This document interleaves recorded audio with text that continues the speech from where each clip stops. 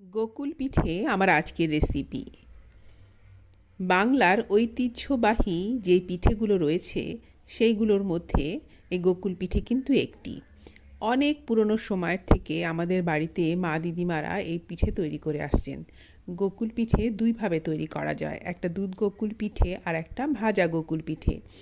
আজকে আমি ভাজা গোকুল পিঠে রেসিপি আপনাদের সাথে শেয়ার করব। আমার রেসিপিটি সম্পূর্ণ দেখার অনুরোধ করব। এই পিঠে প্রায় 1 থেকে 2 দিন বাইরে থেকে মচমচে থাকবে আর ভেতরটা থাকবে সুন্দর নরম। আপনারা দেখুন, আশা করছি আমার আজকের রেসিপিটি আপনাদের ভালো লাগবে। ভালো লাগলে আমার চ্যানেলটিকে সাবস্ক্রাইব করে আমার সাথেই থাকার অনুরোধ করব।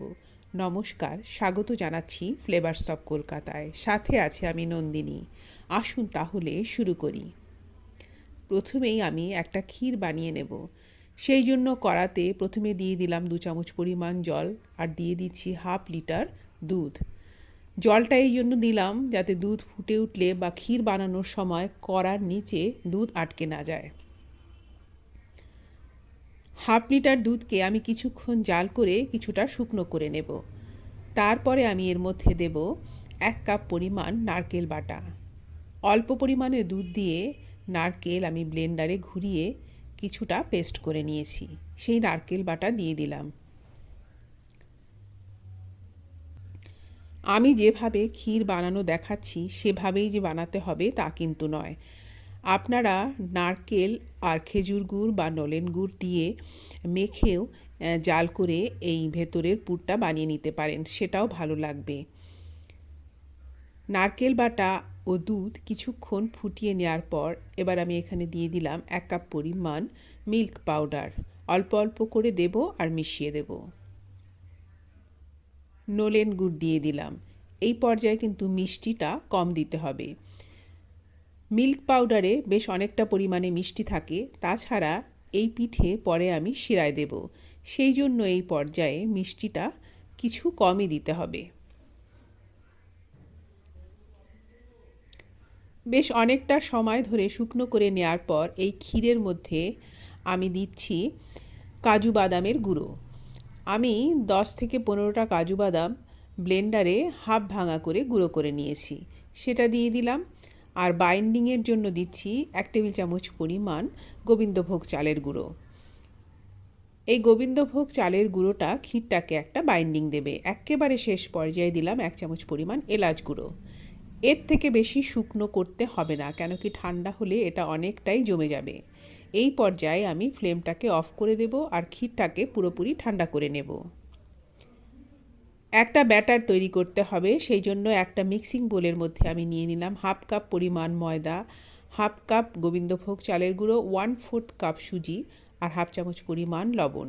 শুকনো উপকরণগুলো একটা চামচ দিয়ে ভালো করে নেড়েচেড়ে মিশিয়ে নেব। 1 টেবিল চামচ ঘি দিয়ে দিলাম। এইবার হাত দিয়ে এইভাবে একটু ময়ান দিয়ে নেব।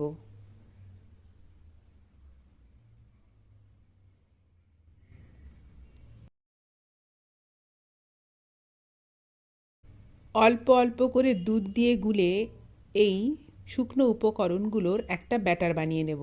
ব্যাটারটা কিন্তু থিক বানাতে হবে, মানে একটু ভারী ব্যাটার এখানে বানাতে হবে।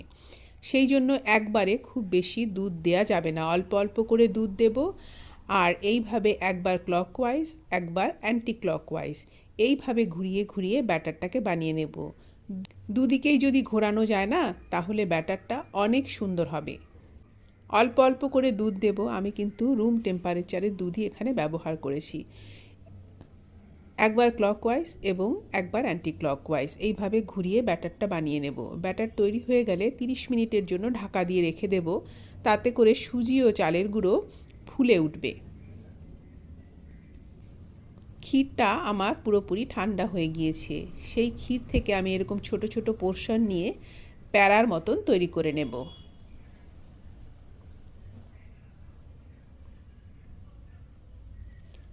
গোকুল পিঠের আসলে ভেতরের ক্ষীরটা যদি ভালো করে বানানো যায় তাহলে সেটা খেতে অনেক বেশি ভালো লাগে।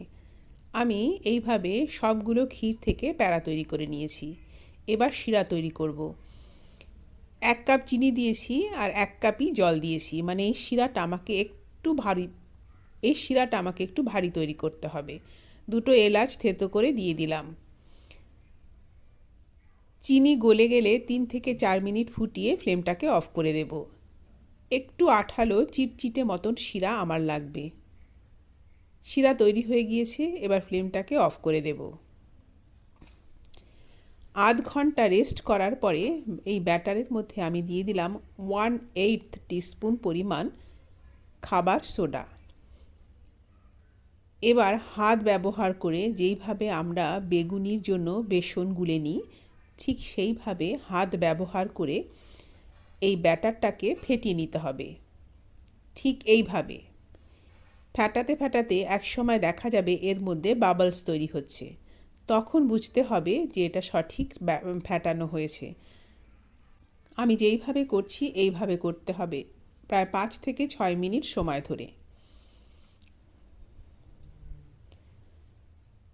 এই যে এই রকম বাবলস তৈরি হবে, তখন বুঝতে হবে যে ব্যাটার আমার সঠিকভাবে ফেটানো হয়েছে। ক্ষীরের প্যাড়াগুলো একটা করে নেব আর এইভাবে কাঁটা চামচ দিয়ে দিয়ে দেব। কাঁটা চামচ দিয়ে দিলে কি হবে, এই ব্যাটারটা তেলের মধ্যে পড়বে না বা কম পড়বে। তেলটাকে কিন্তু মিডিয়াম গরম রাখতে হবে। খুব বেশি গরম হয়ে গেলে তেল, তাহলে দেওয়ার সঙ্গে সঙ্গে পুড়ে উঠবে আর এই পিঠেগুলো মুচমুচে হবে না। মিডিয়াম হিটে উল্টে পাল্টে সোনালি করে ভেজে নেব। তেলের থেকে তুলে সরাসরি শিরার মধ্যে দিয়ে দেব। শিরাতে যখন দেব, শিরাটা যেন হালকা গরম থাকে। খুব বেশি সময় ধরে কিন্তু এই পিঠে আমি শিরায় রাখবো না। আরেকটা ব্যাচ যতক্ষণ ভাজা হচ্ছে ঠিক ততক্ষণই পিঠেগুলো শিরায় থাকবে। যেই পিঠেগুলো আমি এখন ভাজছি এইগুলো শিরায় দেওয়ার আগে যেগুলো আমি আগে ভেজে দিলাম সেগুলো তুলে নেব।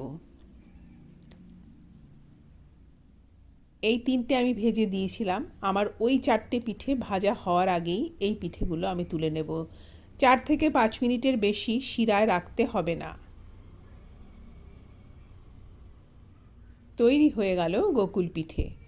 এটা দেখতে যেমন সুন্দর, খেতেও কিন্তু ঠিক ততটাই ভালো লাগবে। এটা বাইরে থেকে একটু মুচমুচে হবে আর ভেতর থেকে রসালো।